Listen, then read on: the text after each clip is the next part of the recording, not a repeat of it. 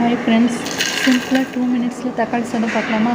அதுக்கு ஆயில் விட்டுட்டு பட்டை, கிராம்பு, பிரியாணி இலை எல்லாமே போட்டுட்டு இப்போ நான் அரைச்சி வச்சுருக்கேன் பார்த்தீங்களா, நீங்கள் என்னென்ன போட்டு வணக்குவீங்களோ அதெல்லாம் இதுக்குள்ளே போட்டுருங்க. தக்காளி, இஞ்சி, பூண்டு,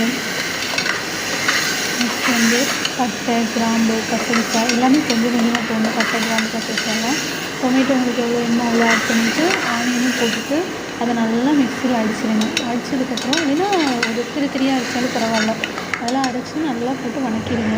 மல்லி இலை, வெங்காயம், கருவேப்பிலை அதெல்லாம் போட்டு வணக்கிட்டு இந்த பேஸ்ட் ஊற்றினாலும் சரி, இல்லை அப்படியே எடுத்து ஊற்றினாலும் ஈஸியாக சீக்கிரமாக முடிஞ்சிடும்.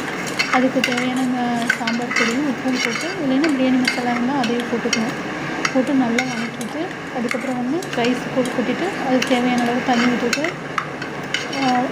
உப்பு அளவெல்லாம் சரி பார்த்துட்டு மூடி வச்சுருங்க. சூப்பராக டேஸ்ட்டு. அது வணக்கவே டேஸ்ட் உங்களுக்கு தெரியும். செஞ்சு பார்த்துட்டு கமெண்ட் பண்ணுங்கள்.